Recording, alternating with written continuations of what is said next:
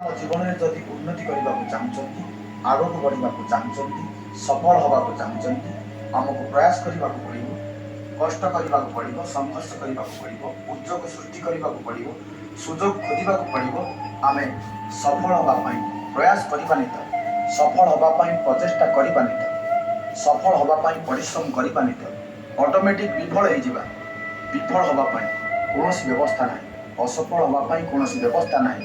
ଆମେ ସଫଳ ହେବାର ପ୍ରଚେଷ୍ଟା କରିବା ନିତ ଜୀବନରେ ଅସଫଳ ହେବା ଥୟ। ତେଣୁ ଆମ ଜୀବନରେ ଯଦି ଉନ୍ନତି ଦରକାର, ମାନ ସମ୍ମାନ ଦରକାର, ଋଣମୁକ୍ତ ଜୀବନ ଦରକାର, ଆମକୁ ବଦଳିବାକୁ ପଡ଼ିବ। ଗୁରୁତ୍ୱପୂର୍ଣ୍ଣ କଥା ହେଉଛି ଆମ ଖରାପ ଆଦତରେ ରୋକ ଲଗାଇବାକୁ ପଡ଼ିବ। ଯଦି ଆମ ଜୀବନରେ ଆମେ ପାଇବାକୁ ଚାହୁଁଛନ୍ତି ତାହା ଯାହା ଆମକୁ ଏପର୍ଯ୍ୟନ୍ତ ମିଳିନାହିଁ, ଆମକୁ କରିବାକୁ ପଡ଼ିବ ସେଇ କାମ ଯେଉଁ କାମ ଆମେ ଆଜି ପର୍ଯ୍ୟନ୍ତ କରିନାହିଁ। ସେ ଆଦତକୁ ଆମକୁ ବଦଳିବାକୁ ପଡ଼ିବ, ଯେଉଁ ଆଦତ ଆମ ଉନ୍ନତି ପାଇଁ, ଆମ ଅଗ୍ରଗତି ପାଇଁ, ସଫଳତା ପାଇଁ ସହାୟ ହେଉନାହିଁ।